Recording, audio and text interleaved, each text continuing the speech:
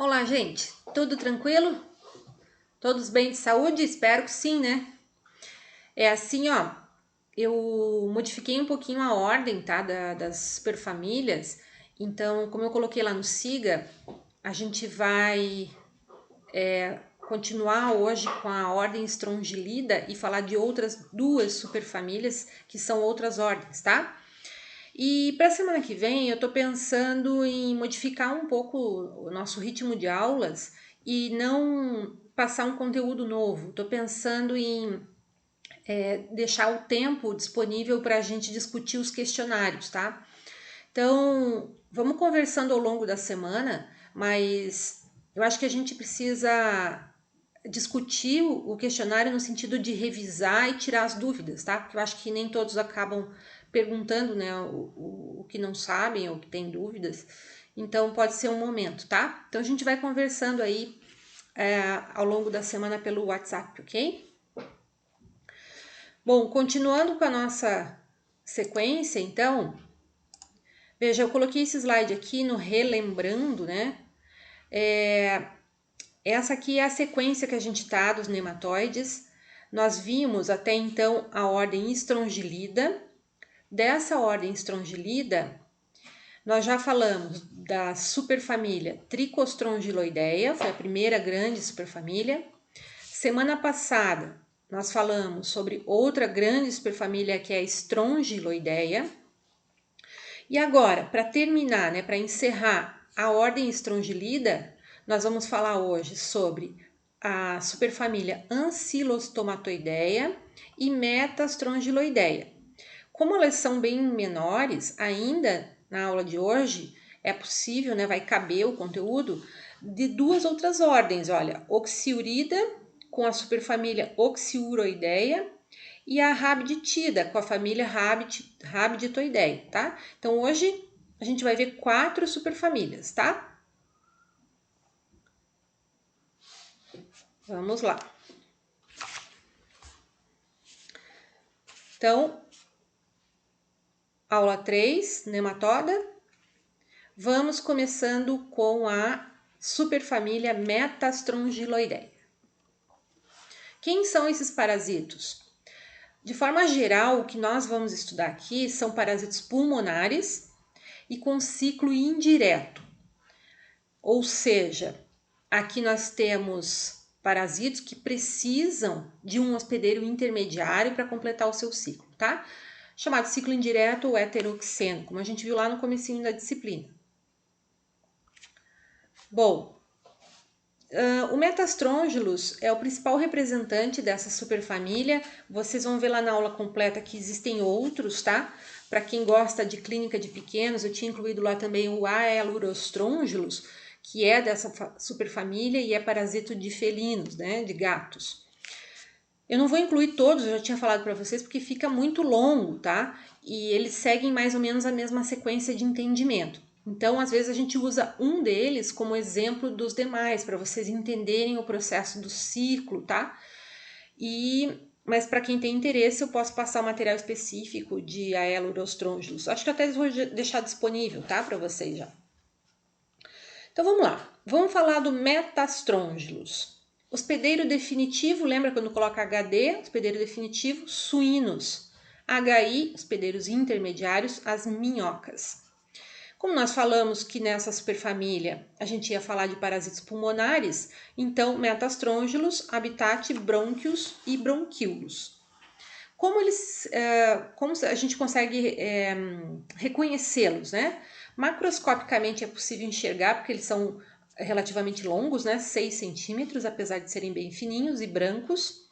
E depois, olhando com mais atenção no microscópio ou na lupa, a gente vai ver machos com espículos bem longos e finos, são 2, tá? E chama muita atenção essa boca do parasito que tem 2 lábios, um de cada lado, e cada lábio é trilobado. Então tem uma imagem aqui bem interessante, olha só. Então, isso aqui desse lado é um lábio, desse outro lado aqui é outro lábio, e cada um deles tem 3 pontas, por isso é chamado trilobado, né? 1, 2, 3, tá? Aqui olhando mais de longe, aqui mais próximo. Tá bem bonita essa imagem pra gente entender o que significa dois lábios trilobados. Como é que é o ciclo? Bom, pessoal, como existe um hospedeiro intermediário aqui, né? Ela participa da seguinte forma, a minhoca. Ela precisa, durante a fase exógena, durante a fase ambiental do ciclo, a minhoca ingere os ovos desse parasito que saem nas fezes do suíno, tá? Esses ovos são muito resistentes e eles podem sobreviver por um ano ou mais até em regiões mais frias. Veja, a minhoca ingere, junto com o material que ela ingere naturalmente, que é matéria orgânica, acidentalmente ela ingere os ovos, tá? E lá dentro da minhoca é que segue o ciclo de L1, L2, L3. Lembra que até agora, das outras superfamílias, essas três etapas aqui, L1, L2, L3, aconteciam no ambiente sem um hospedeiro intermediário, né? Então agora, nessa superfamília, isso aqui só acontece se o ovo for ingerido por uma minhoca, tá?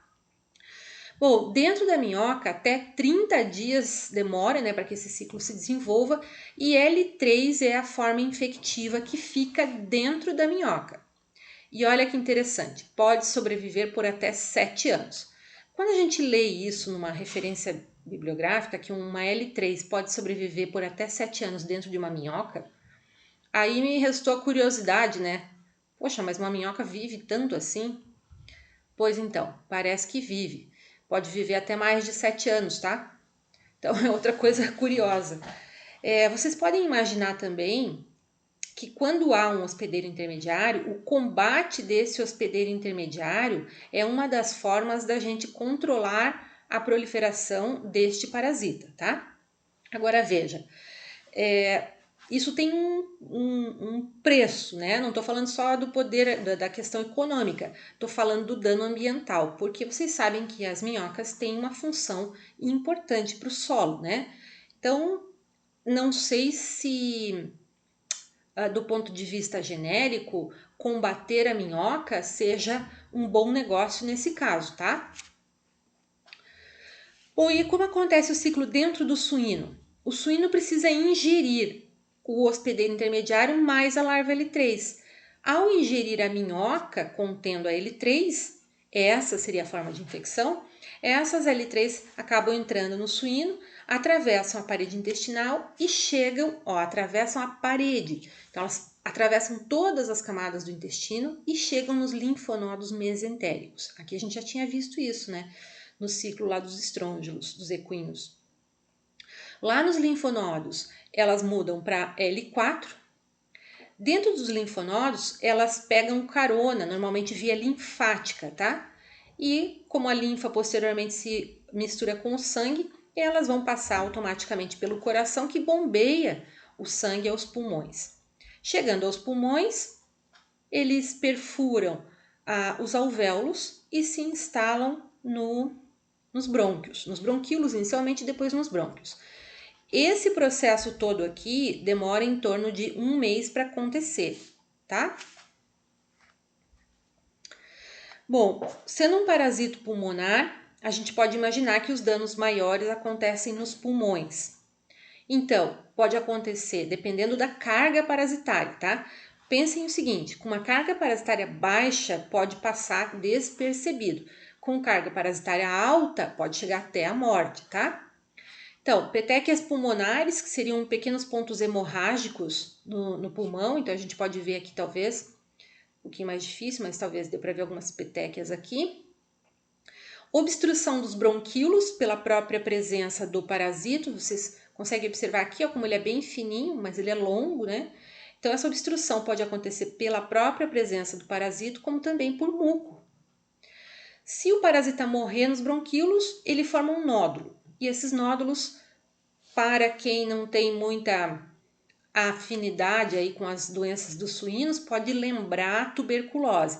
Então, no caso de suspeita de tuberculose em suínos, é bom lembrar que precisa fazer o diagnóstico diferencial com metastrôngilos, tá? Esse parasito é mais comum em animais jovens, né? E assim, vocês tem que ter a ingestão da minhoca. Vocês acham que o suíno ingere minhoca? Sim, se ele tiver acesso à terra que tem a minhoca, ele ingere a minhoca, sim. Então, como eu falei, os sinais clínicos, né? Nas infecções leves, eles são assintomáticos, mas podem aparecer mais graves em animais jovenzinhos, como eu falei ali nos leitões, né? Aqueles que são mal alimentados ou sofrem estresse, e isso aqui leva a uma resistência imunológica diminuída, né? E aí que vem os problemas. Então, como sinais mesmo, a gente vai ver tosse. Aqui escrevi com sufocação, que tem muito muco, tá? Então parece que eles estão engasgados. Diminuição no apetite, emagrecimento, e isso pode abrir portas para infecção bacteriana secundária, que seria mais um problema que o pulmão teria que enfrentar. Para fazer o diagnóstico, a gente colhe as fezes. Lembram o trajeto do pulmão até as fezes dos ovos? A gente já viu outros parasitos pulmonares, né? Lembrem que aquele muco que o pulmão secreta faz com que essa quantidade de muco carreie os ovos até a faringe, laringe, e aí eles são deglutidos, tá? Então, do aparelho respiratório, ele passa para o digestório por deglutição do muco pulmonar, tá? E aí a gente vai encontrar nas fezes ovos assim arredondados e com uma larva lá dentro. Então essas fêmeas aqui de metastrôngilos, né, desse parasito, são ovovivíparas, porque elas já botam ovos larvados, tá? É bem bacana a gente ver isso, porque não são tantos ovos que são larvados. E aí fica fácil da gente fazer uma diferenciação, né, de outros parasitos quando a gente faz o exame de fezes e encontra esse tipo de ovo. Na necrópsia, quando já há parasitos adultos, a gente pode encontrar esses parasitos porque eles são grandes, né? Nos brônquios, mesmo só fazendo a necrópsia assim a olho nu.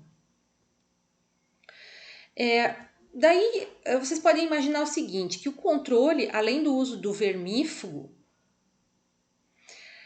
o controle da população de minhocas, que eu já falei que é controverso por conta do benefício que esses anelídeos fazem para o solo, né?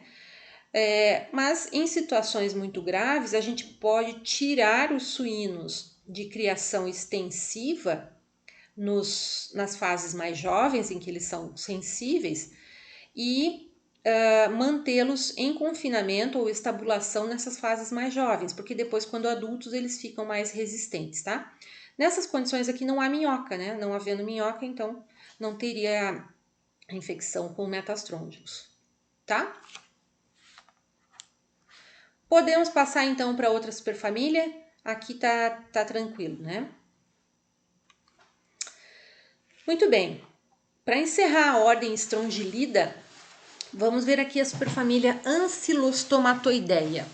E aqui eu já coloquei uma imagem por baixo da boca de um ancilóstoma, que é o gênero que a gente vai ver mais comum dessa superfamília, é o que a gente vai ver aqui.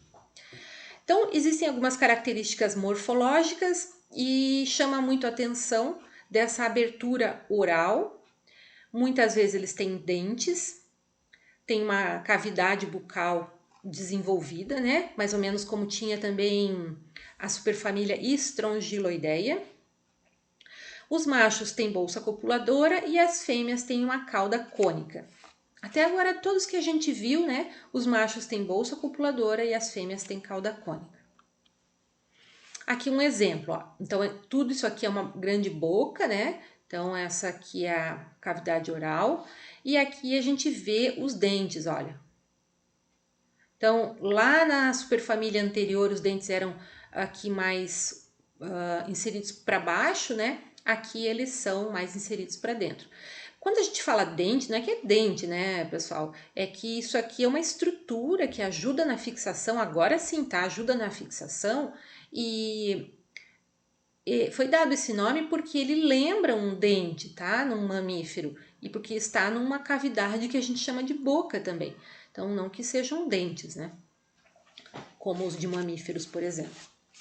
E aqui, relembrando, o final do corpo de um macho, então aquela bolsa copuladora, com os raios, né, bursais, e as fêmeas aí com o final do corpo terminando com uma cauda cônica.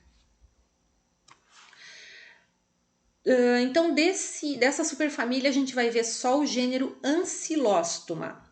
Aqui existem 3 ancylóstomas mais comuns em animais.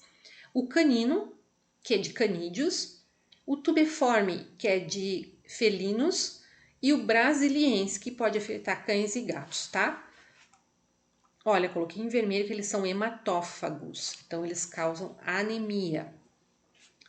O ancylostoma, gente, a cor vai do branco até o vermelho, porque alguns são mais hematófagos que os outros. Por exemplo, aqui ó, o canino é mais hematófago que os demais, tá? E depois que a gente retira de dentro do aparelho digestor lá do intestino delgado, onde eles ficam, aí eles vão ficando cinza, tá? Se a gente colocar no formol, eles podem ficar assim esbranquiçados também. Medem até 2 centímetros, veja, são fininhos e medem até 2 centímetros, então são pequenos, tá?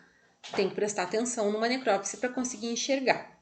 No caso do Ancylostoma canino, eles têm 3 pares de dentes, então tem um par aqui embaixo, outro par aqui no meio, mais outro par aqui em cima, tá? Boca com 3 pares de dentes, e aqui é uma plaquinha de Petri com fundo preto, mostrando inúmeros exemplares aqui tirados de um intestino de um cão, tá?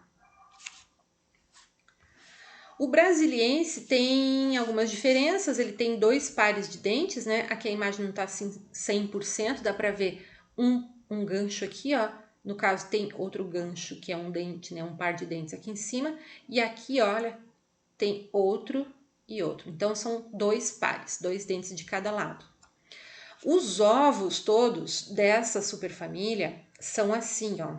Esse ovo já é conhecido de vocês, né? Porque é um ovo com formato estrongilidiforme, ou genericamente um ovo de estrongelídeo. Então, de novo, se eu pego uma amostra de fezes que não me dizem de que espécie animal se trata e aparece esse ovo, fica muito difícil eu suspeitar de que gênero é. Agora, se for de um cão ou gato, esse aspecto de ovo vai me remeter ao gênero Ancylostoma, tá? Aqui no Brasil em especial. Pessoal, aqui na transmissão a gente vai gastar um pouquinho mais de tempo porque essa transmissão é mais complexa. Existem 4 possibilidades de um cão se infectar. A mais comum seria ingerir as larvas L3 que estão no ambiente. Como é que elas foram para lá? Porque a fêmea defeca, o cão defeca ou o gato, os ovos estrongelidiformes estão aqui, desenvolve uma larvinha lá dentro, L1, L2, L3 infectiva.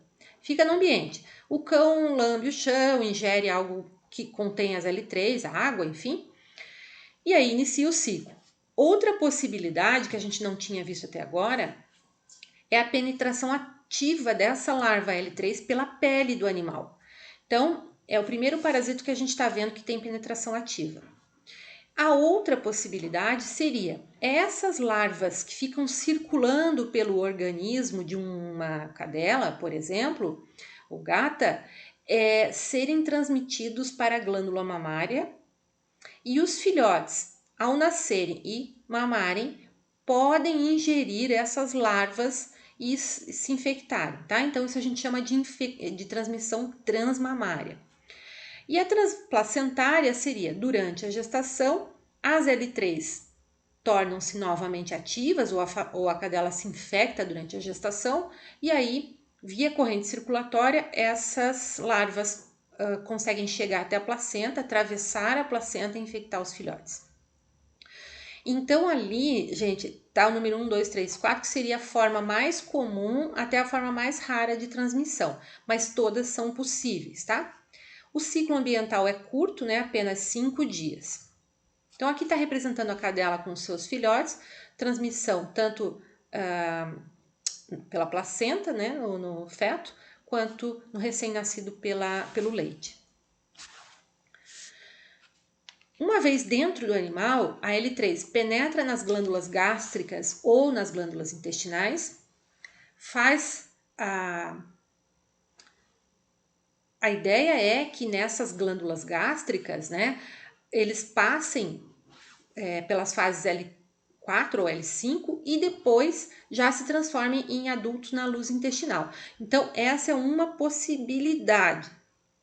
Uma possibilidade. Ingeriu a L3, penetra na glândula gástrica, faz as mudas, eu devia ter acrescentado aqui, ó, faz as mudas, e os adultos, parasitas adultos, já migram para a luz intestinal.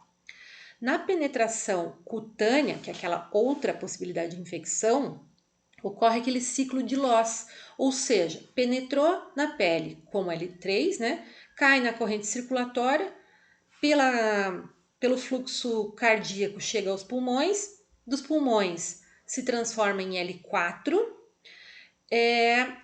deglute e L5 e adultos na luz intestinal. Esse é o ciclo de Loss que nós vimos lá na primeira aula de nematóides. Demora de 2 a 3 semanas o período pré-patente, caso o animal tenha ingerido a L3, ou 4 a 5 semanas para a infecção através da pele. Os adultos têm uma vida curta, então com aproximadamente 6 meses eles vão morrendo, tá? Isso pode explicar uma autocura, né, num cão. Bom, como é que fica a questão da infecção transmamária ou transplacentária? Durante a migração pelos tecidos, gente, das larvas, lembra lá que elas passam ou pelas glândulas gástricas e intestinais, ou migram através da penetração ativa pela pele, fazem muda lá no pulmão? Então, com essas duas questões, em algum momento as larvas estão circulando, tá? Essas larvas que estão circulando podem não se transformar em L4 e L5 e entrar em estado hipobiótico. Lá elas ficam armazenadas, como se fosse um banco de L3 hipobiótico. Quando a cadela entra em gestação, os hormônios da gestação são capazes de reativar algumas larvas desse estado hipobiótico. Elas voltam para a circulação e aí conseguem atingir placenta e fetos ou a glândula mamária durante a lactação. Então veja que curioso, né? Como tem questões hormonais e imunológicas que o parasita é sensível para que seu ciclo possa se perpetuar. Então, é uma forma muito interessante dele conseguir fazer uma transmissão da mãe, né, do mamífero mãe para o seu filhote, sem que o filhote tenha entrado em contato direto com o ambiente, tá? Vamos dizer assim, que seja uma forma inteligente, né, do parasita conseguir se perpetuar. Isso vai acontecer, depois a gente vai ver, com outros parasitas também, tá? Então, infecção transmamária ou transplacentária. Patogenia diz mais respeito à questão de sugar sangue, né? Então, aqui mostra a parede intestinal, um desenho, uma fêmea, né, aderida ali, um machinho em cópula. Veja aqui o ancilóstoma canino. E aí, durante essa etapa em que o ancilóstoma está no intestino, a gente pode ver emagrecimento, perda do apetite, pelos opacos, retardo no crescimento e diarreia com muco e sangue, que é mais raro só quando existe uma infecção muito importante, né? De um número muito grande de ancilóstomo. Numa necrópsia, olha o que a gente enxerga: a luz do intestino delgado e os parasitas bem fixados na mucosa, tá? Bem fixados mesmo, e vermelhos. Então, isso aqui foi o sangue, esse vermelho aqui não é do parasita em si, mas sim do sangue que ele sugou. Em que animais a gente costuma ver mais ancilóstoma? Normalmente, em animais jovens tem mais parasitas, tá? Pode causar anemia em animais muito jovens, de 2 a 3 semanas de vida. Lembra, isso aqui acontece normalmente por conta da infecção que se dá por via transmamária. Gente, olha só, com 2 semanas de vida, os filhotes mal abriram os olhos, tá? E podem já estar sofrendo de anemia e virem a óbito aqui se a infecção for muito grave, tá? Nos animais adultos, eles têm imunidade adquirida, mas não é suficiente para evitar que eles tenham o parasitismo. Então, lembre que os animais adultos podem ter muitas larvas hipobióticas armazenadas que podem evoluir para adultos numa queda de imunidade. Então, essas L3, no caso de uma fêmea, de uma cadela que está prenhe, as L3 saem da hipobiose e pode por via circulatória chegar tanto a placenta quanto as glândulas mamárias, ou podem evoluir para adultos e chegar ao intestino da mãe, tá? Esse aqui é o parasito mais prevalente em cães. Então, quando vocês forem fazer o exame de fezes, vai ser o parasito que vocês mais vão encontrar em cães. E gatos também, tá? Nas criações, o grau de infecção dos animais, ou o número de animais infectados, vai depender muito das condições de manejo e dos tipos de piso que eles são criados, né? Aqueles pisos onde a gente consegue fazer uma lavagem bem feita, há menos doença. Por exemplo, cimento, né? Criação na terra ou em grama já fica mais difícil, porque não é possível eliminar todas as larvas, tá? Animais bem alimentados e que a gente faz um controle com o exame de fezes para indicar o vermífugo, a gente vai ver que são animais que não vão sofrer muito com o ancilóstoma. Agora, cães que permanecem na rua, né, se alimentando mal, alta condição de estresse, podem sofrer anemia grave, sim, em função do ancilóstoma, assim como os filhotinhos. O ancilóstoma brasiliense, ele tem a característica de ser uma zoonose. Essa zoonose se denomina larva migrans cutânea ou a gente chama assim comumente, né, de forma informal, como bicho geográfico. Por quê? Essa larva migra pela pele formando um desenho que lembra um contorno de um mapa, tá? Então, o bicho geográfico seria a infecção pela L3 do ancilóstoma em humanos. Como é que o humano se infecta? Entrando em contato com essas larvas que estão no chão. Lembra que as L3 fazem penetração ativa na pele? Então, ao entrar na pele do humano, ela começa a migrar tentando fechar o seu ciclo. Mas como o hospedeiro não é o correto, né? Ela migra sem sucesso. Então ela sobrevive ali alguns dias ou algumas semanas tentando alcançar a corrente circulatória para seguir o ciclo, mas não consegue. Então ela acaba morrendo, tá? Enquanto ela não morre, né? A gente tem alguns sinais como pápulas na pele, inflamação, né? Prurido.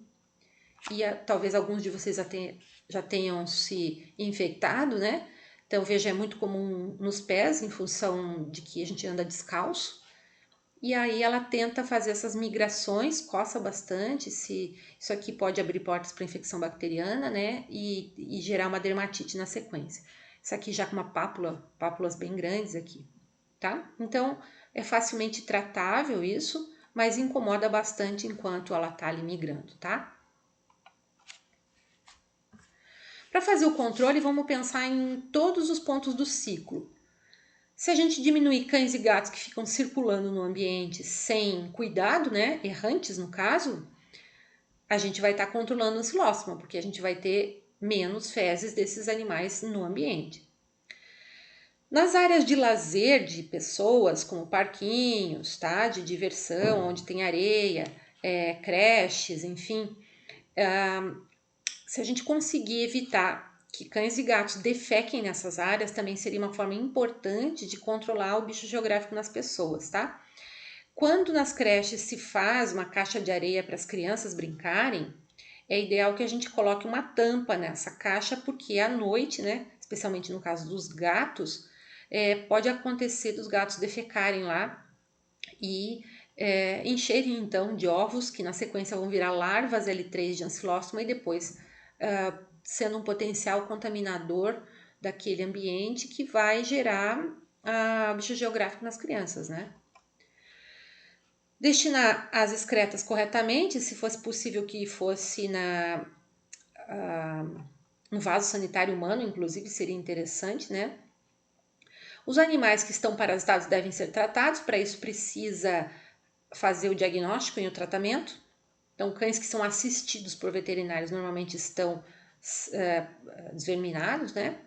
Se a gente diminuir essa população de cães e gatos que fica circulando sem proprietário, sem dono por aí, também é uma forma. E informar a população desse problema, né? Hoje em dia vocês vejam que nas praias é proibido a circulação de cães. E isso é no sentido justamente de controlar a defecação deles nesse ambiente e automaticamente o bicho geográfico nas pessoas, tá? É isso então, gente. Agora eu vou deixar aqui à disposição para vocês esse texto no YouTube, né? E começamos na sequência a parte 2 em seguida, tá? Tranquilo? Qualquer dúvida me perguntem, tá?